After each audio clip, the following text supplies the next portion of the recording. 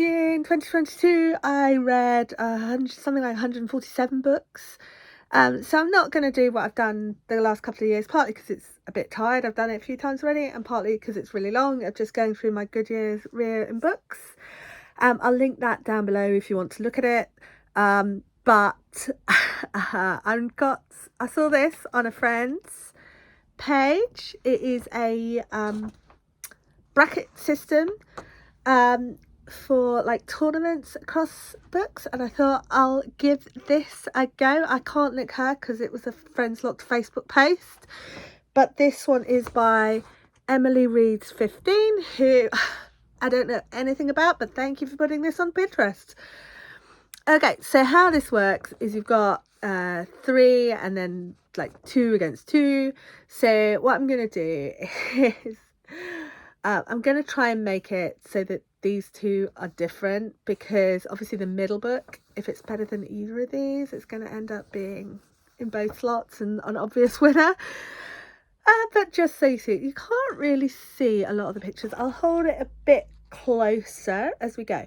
So in back, I've got my 2022 reading chart. Looking forward, so there's been going around social media a lot of this, getting 12 of your friends to recommend one book each, and I can't count to 12, so I think I ended up with 14 books possibly. I'm not sure I put them all in the right book. 13 books. I ended up with 13 books, but yeah, I was such an overachiever last year. I'm sure I'll be fine this year. So I will talk you through those books, and I have to say my friends have done me good. It's about half books I haven't heard of, but they sound amazing, and half books that have been half books which are kind of on my radar, and maybe I'll get to it and maybe I won't. So yeah, great. So but looking back first, 2022. Okay, so I'm going to zoom in and tell you what all my books are first, and then we'll do the tournaments. So, and what I'll do is I'll go round first round, second round, third round, winner. Okay, January, Iron Widow. This is, there is a word for this type of genre, and I don't remember what it is, but it's Chinese martial art book, and it's about feminism and women being sacrificed because they're better at stuff than the men are. But it's also features a really lovely polyamorous triad, and it's really sweet and lovely, and there's a lot of violence and a lot of sexual violence. I was quite shocked when I learnt this was YA rather than adult because of the violence and sexual violence. But it's written by a Chinese author, but it's based on Chinese history rather than mythology. So it's like a historical sci-fi, and I really liked it. Really liked it. But a lot of violence and sexual violence. Okay, February, completely different. This is The Snow Spider by Jenny Nimmo, and I absolutely loved this as a child. It's lots of Welsh mythology. It's about a little boy whose girl has gone missing in the past, and it's his birthday, and his dad won't interact with him at all, and his nan just wants him to give him magic back, so she gives him some magic, but she also gives him a way of possibly finding his sister again, and it's really beautiful and lovely and cold and wintry. So I put that in. And March is Heartstopper, which is just a lovely story of these boys and their coming out and their romance, and it's the only graphic novel on the list, and I have read all of them over the last year, but I put number 1 in here, and I'm up to date with the webcomic as well. So it's a binding of a webcomic, and it's really good, and Osman is a fantastic writer. So I really want to put the Snow Spider in one of these boxes. So I'm really glad I read Iron Widow, but I think Snow Spider beats it, and I think Heartstopper also beats Iron Widow. So I think I want to put Snow Spider in this one and Heartstopper in this. And because I'm holding up a physical piece of paper, like some kind of technologically incompetent person, I'm just going to write it in. Snow Spider, Heartstopper.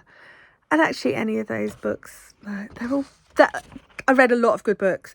Like, I read Cemetery Boys this year and it didn't even make the cut, which is really a shame, but it just... Sorry, it was really, really sweet, and I just wanted to hug those little boys, get all maternal about them, but yeah. Okay, April. October. Again, this is a children's story about someone who, her parents are estranged, and she lives in the middle of nowhere with her dad, and she's perfectly happy with that arrangement, but then her mum turns up on her birthday to wish her a happy birthday, and for some reason she doesn't want to see her mum and she's really cross, so she runs off and ends up a tree with an owl that her dad told her she couldn't keep, and her dad goes up the tree after her and breaks his leg, I think, or his spine. He gets a really bad injury and she has to go and live with her mum in the city, and it's really sweet and lovely, and it's about reconnecting with family. And the owl is lovely and it's really pretty. You can't really see in the picture, but it's all foiled and it's really, really lovely, and I loved it. I'm really glad I read it. But this one, well, Tamed, 10 Species That Changed the World. This is about the domestication of 10 species. Wheat, corn, dogs, cattle, sheep, humans, can't remember what else. And the effects, how they were done, and the effects they've had, and it was really, really fascinating. I found myself talking about it. Well, I did a vlog and I actually pulled over in the middle of the road, like, well, not in the middle of the road, pulled over into a lay-by as soon as I could to put in my vlog about something which I just heard in this audiobook. It was fascinating. I loved it. And this one, Lost Apothecary, which I have put in upside down for some reason. Huh. I didn't notice that until just now. Lost Apothecary. It's a feel-good story about a woman who poisons people who are abusive to women in a time when there wasn't any comeback, and it is great. So I'm going to put Lost Apothecary in here and Tamed in here. I'm not actually sure that Lost Apothecary is better than October to October, but I did feel like it had more universal appeal, and it's really well written, and it's a really lovely story, and it's got twin timelines, which I always really like, and someone who's trying to find out her background, also leaving a relationship which may or may not be abusive, I can't remember, but it's certainly not balanced, and it's certainly not good for her. Okay, so that is our first 6 months done.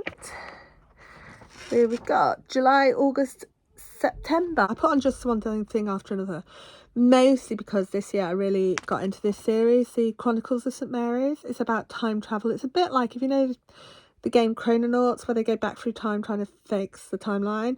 It's a bit like that. It's a bit like the TV show Timeless, but set in the UK, or sort of alt version of the UK. It's just really lovely. It's what happens when the time travel is done by actual historians, and they have a really good costume department who get everything right, and it's a really good found family thing, and it's just a really nice series. Okay, in August I had Soul Taken by Patricia Briggs. I love these books. I absolutely love them, and I really like, mythologies about the sort of reapers who live in grain fields, scary grain field mythologies, which is what this one was. And we delved more into the backstories of some of the characters, and it was just really it was a good place to jump in if you happen to want to jump into a series in the middle, but also it was really nice. It's just a really particularly good one, I felt, and that's this year's Patricia Briggs Soul Taken. And Loveless, which I sort of feel like that might end up being the book of the year, just because it felt so important. It's about someone who is really obvious to the reader from the start is Ace Aero, but she doesn't know that, and she spent her whole life thinking that she has to fit into this box of being het and super romantic, and her culmination of her life, like the best thing that she can ever do is get married and have lots of sex and babies, and she kind of hasn't felt like she's ever met someone that she felt like that about, and she's really sad, and she's really hoping that when she goes to university she'll meet someone she can fall in love with, and instead she finds that that's not her path, and furthermore that's okay. And there's just a really great cast of supporting characters, and it just felt like a really good, accepting but also good way of explaining how someone might feel in that situation. So yeah, so I'm going to go with Soul Taken for the top one, July August, just because I really loved that series, and I felt this was a particularly good offering this year. And then I'm going to go with Loveless for the August September, and I might change my mind when it comes to this match. It's a really strong match. But October, November, December, Horrorsaur. I felt like I was beginning to feel like I couldn't be scared by books anymore, and then Horrorsaur came along and it was brilliant. It looks like an IKEA catalogue. It's based in IKEA store. It's creepy. Alice Fasting is a really good book about poisons in general, but also about how they appear in Agatha Christie. And Christie herself was a pharmacist, so she knew a lot about poisons, she knew a lot about toxicology, and yeah, it's a really great book and really well formatted, and I'm really glad I read it. And How to Finch Save Christmas is again, I think it's a really good example of the series, and it is about a cozy mystery series set in Virginia, I think, somewhere like that, about a blacksmith and her extended family. And in this one there's like a drunk actor who kind of gets his act together over the course of the book, and then there's lots of these smuggled finches, which is why it's about a finch, and then someone gets killed, and then someone has to, shenanigans. But they're fun, they're light-hearted, and I always love a Christmas mystery in December. So there we go. September should also, September when I put in Loveless should also have been when I put in Cemetery Boys. I couldn't fit that in anywhere else, really. Okay, so I'm going with Horrorsaur, just because it was so creepy. And I sat there in my bed, like hiding under the blankets. It was proper horror. And then I'm going with A is for Arsenic, just because, again, I felt I learned a lot. And although it's probably all gone out my head now, but I really liked the formatting, and I really liked the idea, and I really liked the way it was done. So I liked everything about it. I did like the Donna Andrews, and I do recommend the series if you like cozy mysteries or blacksmiths. Yeah, you do have to like cozy mysteries and extended family and shenanigans. Okay, so second round, Snow Spider versus Heartstopper. That is tough. Like, Heartstopper is a really sweet, but it is a bit romancy mushy for my taste, especially in volume 1. It gets a bit darker later on with some problems that Charlie has. And Snow Spider is an absolute classic, and deservedly so. It's brilliantly written. I'm going to go with Snow Spider there. What do you think? Should I have...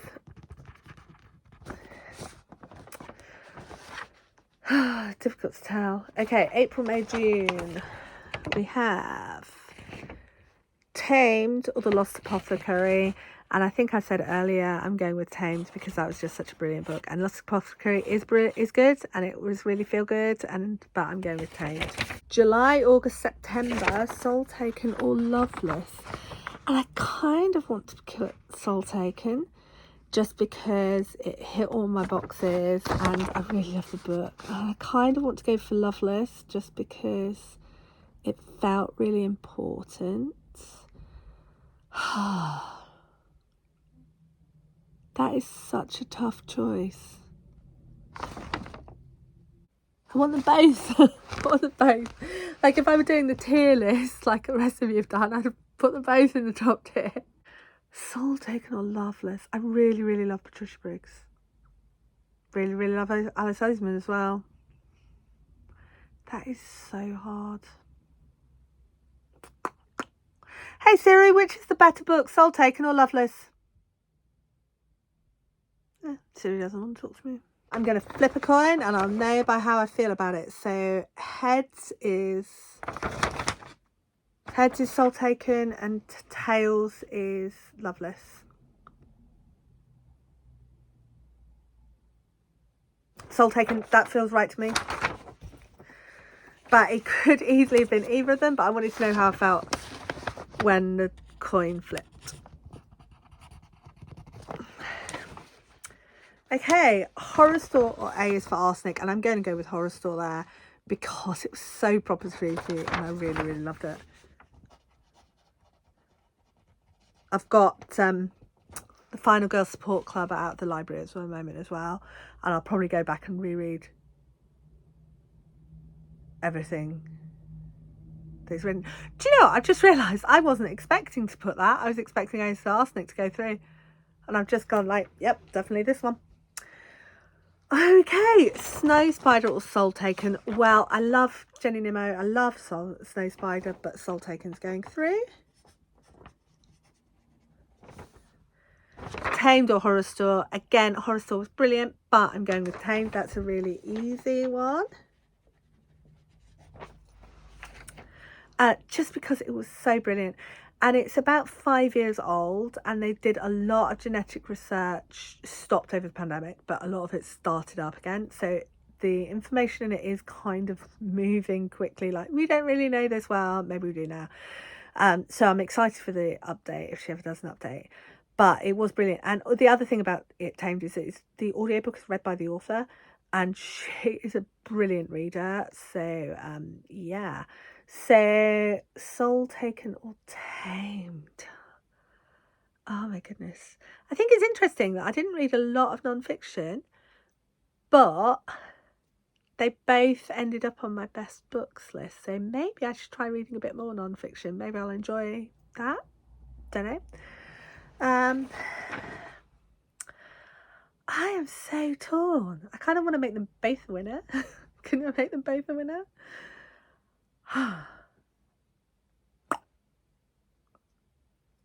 Do you know what? Ultimately, I found Tamed fascinating. I talked about it all the time.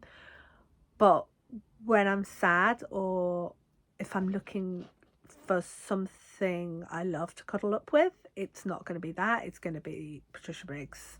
So I'm going with Soul Taken for that reason. So Soul Taken by Patricia Briggs is my book of the year. Okay, so brilliant. Thank you for being here on that journey, which was a bit of a journey. I will go back to my looking forward book.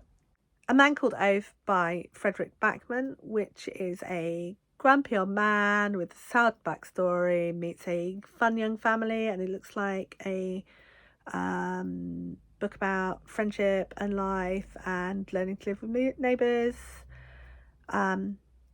Yeah.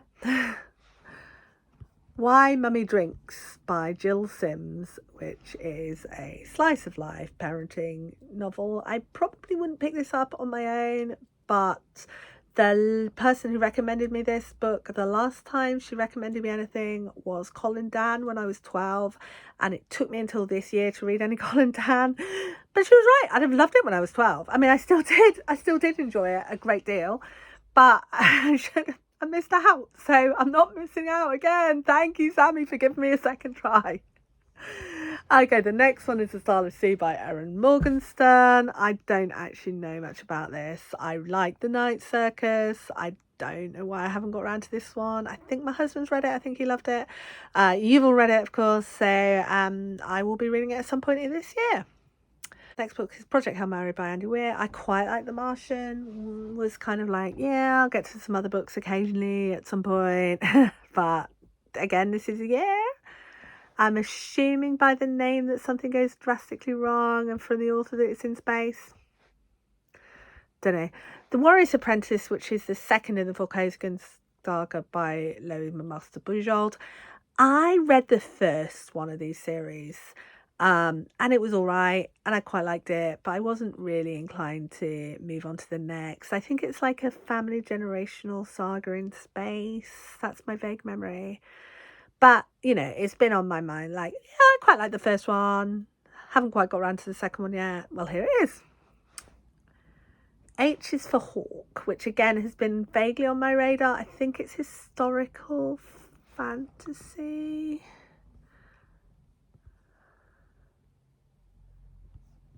Oh, it's not even slightly. It's a biographical book. Someone who, in grief, buys a goshawk to get over her, to help her with her grief, and learns how to tame them. Okay. Wow, I don't know why I thought it was historical, because it's actually contemporary and non-fiction. So, well, I guess I'll find out. The Girl with the Louding Voice by Abi Dare. This is about a girl in a village in Nigeria who isn't expected to be able to get any education, isn't expected to be able to speak up for herself, and then she fights till she gets there. I think Abi Dare is Nigerian, and I don't know. It's fiction. But it sounds right up my eye. The next is Between Two Thorns by Emma Newman. The new season is starting, and the Master of Ceremonies is missing. Max, an arbiter of the Split Worlds Treaty, is assigned with the task of finding him with no one to help but a dislocated soul and a mad sorcerer. So this is a secret mirror city of Bath. So it's a bit like The City in the City, but set in England. It's labelled as science fiction, fantasy, urban fantasy. So yeah, it looks fun. I hadn't come across it, but I'm looking forward to it. How to Defeat a Demon King in 10 Easy Steps by Andrew Rowe, which I think it's exactly what it sounds like. That is, there's a demon king, you have to defeat it. This is more or less how to, except not really. I'm assuming there's more depth to it than that, but not very much. It looks like a fun romp through urban fantasy, possibly fantasy setting. The Red Scholar's Wake by Aliette de Bodard. I thought I'd read everything. Since the first one of hers I'd read, I thought I'd read everything she'd published since, and it turns out there are 2 I haven't, so I don't need to know anything about this book except it's by Aliette de Bodard, and she's fantastic, and she's a great human being, and I'm really glad, and I'll go back and read the other one at some point as well. The Name of the Rose by Umberto Eco, which I actually have in my TBR drawers, physical TBR drawers, and I just put it in there because I knew a lot of people had read it, and I knew a lot of people had loved it, and I found it in the book booth, and that was all I needed to know. So I don't know how I'll get on with it, but I'll have a go. The Chosen Queen by Joanna Courtney. Now this is recommended by a friend who reads a lot more romance and contemporary than I do, but this is this historical novel. There are 3 in a row, written from the perspective of the wives of the kings of England in 1066. So England had 3 kings in 1066, and there was a fight and a fight and a, you know, bloop, bloop, bloop.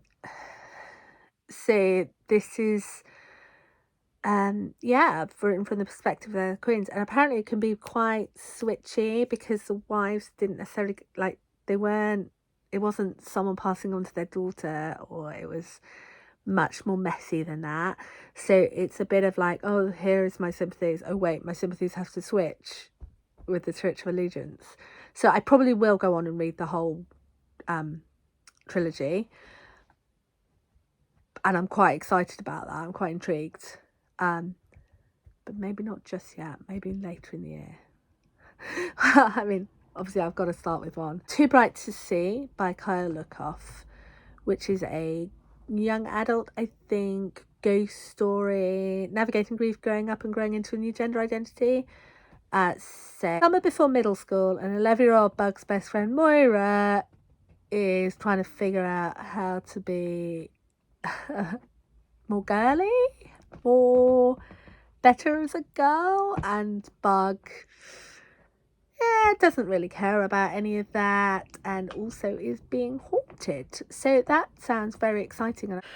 Okay, so, and the last one is the Chronicles. I would recommend the whole series, The Chronicles of Brother Hermitage by Howard of Warwick, which is a historical comedy mystery series. So I don't always get on with comedy, so I just go on one of my libraries has the second book, so I'm going to jump in there, and but not the first book. I don't know why, but it sounds actually like maybe this one is going to be an exception, because it's just really sort of like a lighter version of Brother Cadfael. So hopefully that's what I'm hoping for. But I will give that a go. So I have that one and Why Mummy Drinks out of the library already, but you know me, I've got about 7 books out of the library, so we'll see what order I do things in. So yeah, that's where we're at, and let me know what you think, and whether you agree with any or disagree with any of my bracketing. Would you have put Cemetery Boys instead of Loveless? Cemetery Boys was a brilliant book, that's the thing. I don't know. Well, I guess we'll see. All right, well, I'll see you next time. Bye.